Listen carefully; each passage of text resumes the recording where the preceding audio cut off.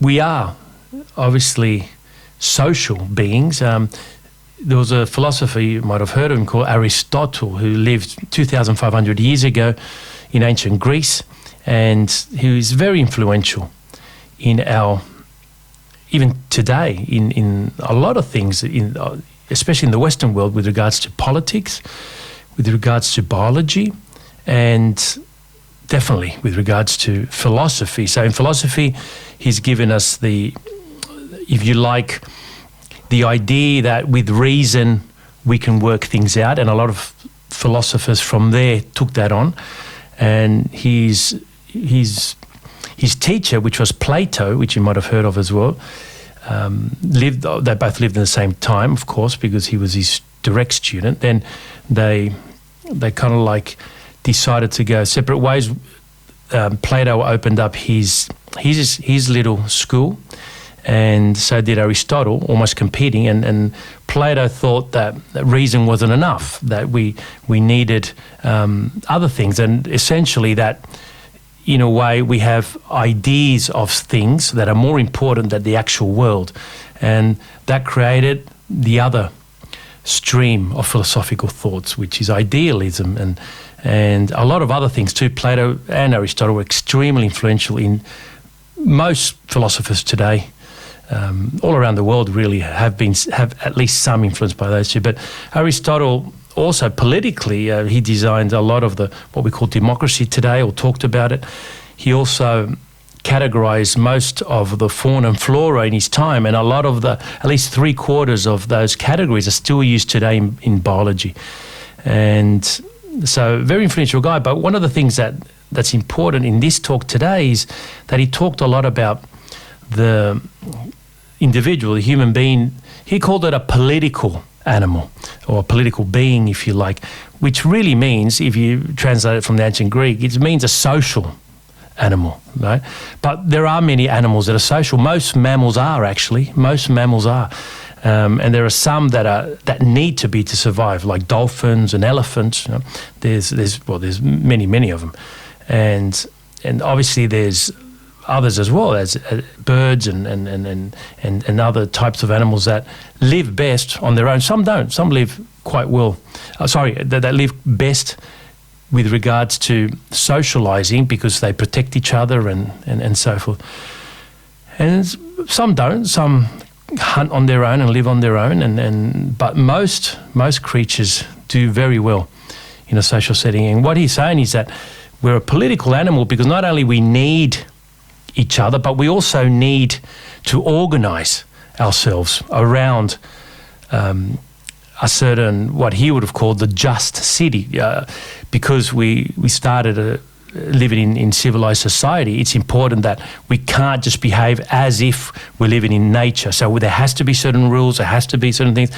And that since then there's been a lot of talk on what's the best way to live politically, you know. So as you know, there's many political systems, but the important part of that is that I think he was right in the sense that we do best together, and we also do best when things are relatively good for most of us, or at least in relationship wise, it's fair. You know, that probably would be the right term. He used the word just, but we can use the word fair. And I think relationships start with that basis, that regardless of what type of relationship there is that we're talking about. So when people say relationship, the first thing that comes in mind is romantic relationship, whether it's a partner, a husband, a wife, a boyfriend, and so forth, because it's one of the most important relationships we have, but it's not the only one. Of course, there's relationships with our children, there's relationship with our neighbours, with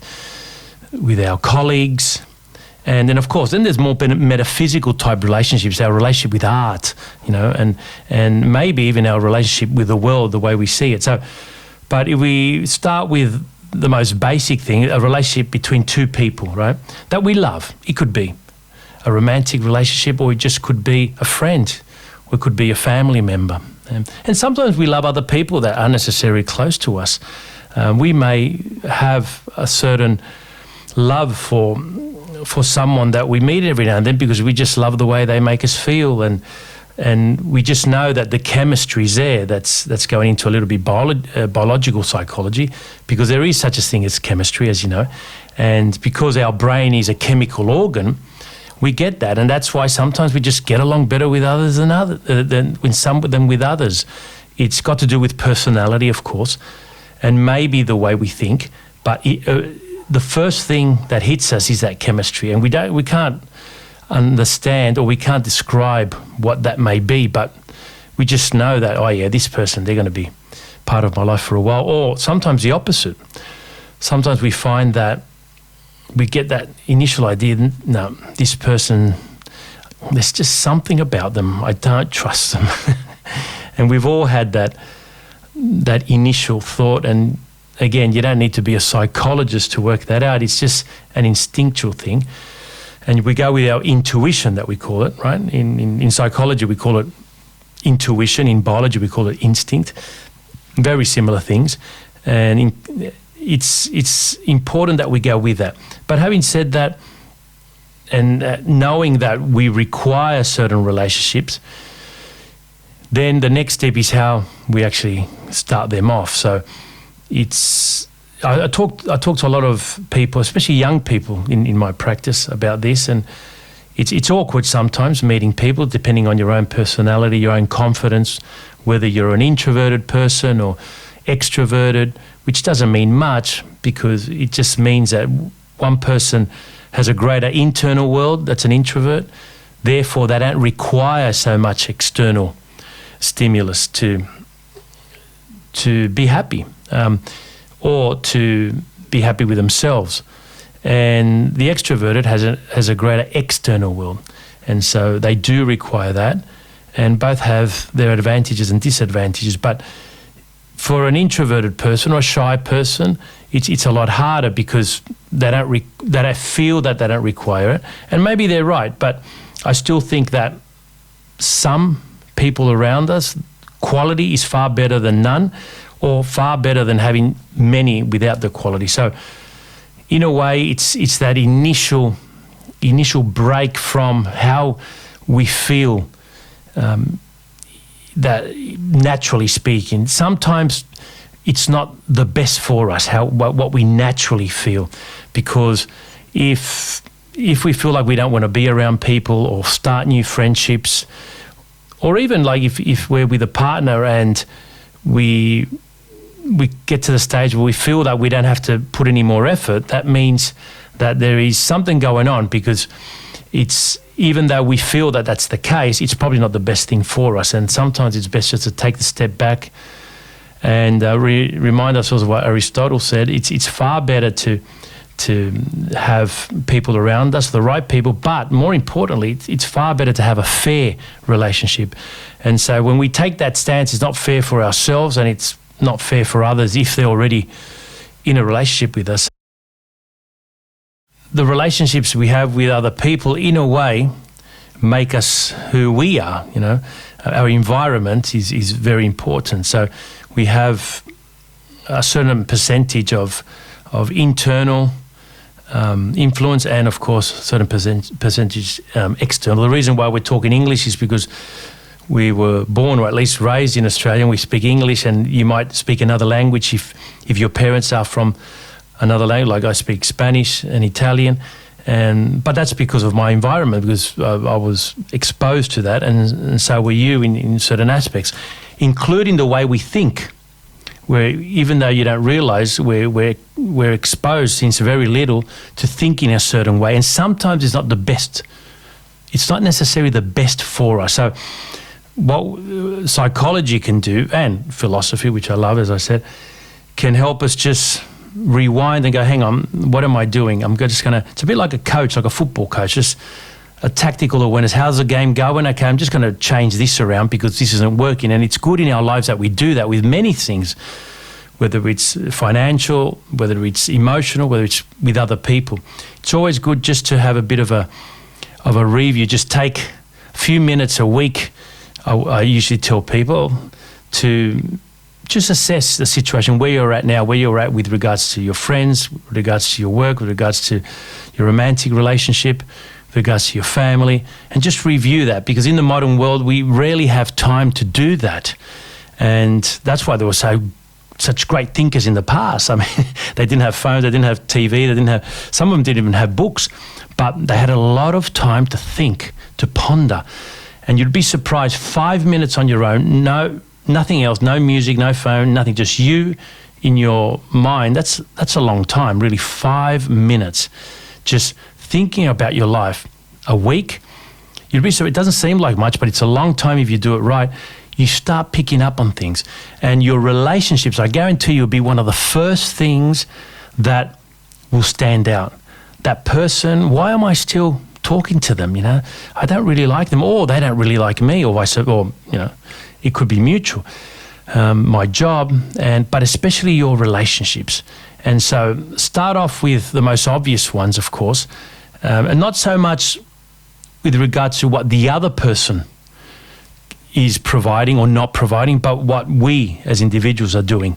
What's a great point to start off with. It's a bit like when Kennedy said in the 60s, ask not what America can do for you, but what you can do for America. I don't know, you guys are very young, I think, so you might not, but he wasn't the first one to invent that. He just used that, changed the words around. But it's true. What can I do for you? You can ask yourself, as with your friend, with your partner, or with your mother, with your father, rather than what you can do for me. Because unfortunately, our brain tends to always go back to victimizing ourselves and saying, well, I'm the one that's doing this, I'm the one that's doing that. And you might hear people, I've heard a lot, of course, because I'm a psychologist, but you yourselves might have heard people when they tell you about somebody, and it always seems to be the other person's issue. And when there is an issue that they have with that person, they just quickly say it like it's, he's done this, or she's done that, and she did this, and then I've given her all this, and then sure, I've done blah, blah, blah, but, and then they go back to blah, that. I always say, to people, that blah, blah, blah that people just say when they talk so-and-so, or they et cetera, sometimes people say, that's the part that I'm interested in. Don't just say that quickly. That's the part that usually you have control over. When you start saying, well, sure, she's got some reason to be it because, I whatever, all those little words like whatever, and all that, when people don't really want to say what they've done or what they could have done better, that's the point where you've got to stop and go, hang on, I'm going to just slow down my thought here. When you're pondering to yourself, just go through that, and you'll find that you're putting yourself in the other person's shoes. And then now you've got full control, because what they can do, or whether you want them to stop doing something or do something, you have very little control over that. But you have almost full control of what you can do. And so that's far more handy. Then, of course, if it doesn't continue to work out, there's a point where we have to, pull the plug.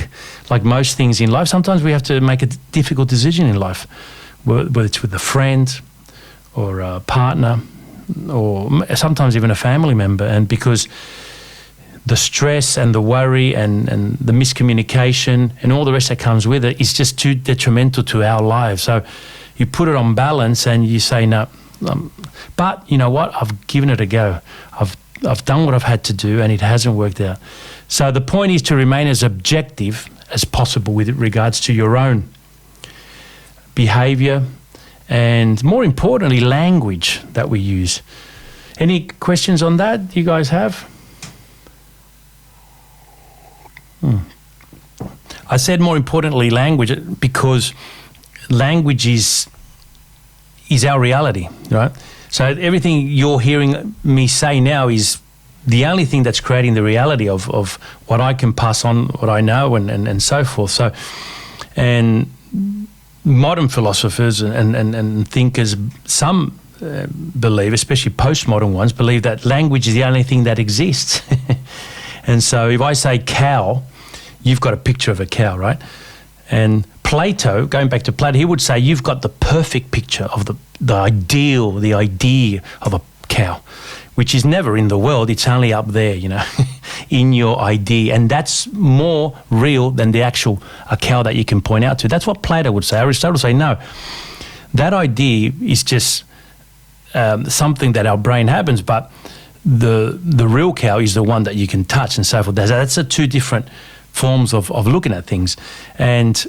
But today there's a bit of a mix with that words, in a way, the language that we use, the words that we say, is what forms the reality of most of our lives.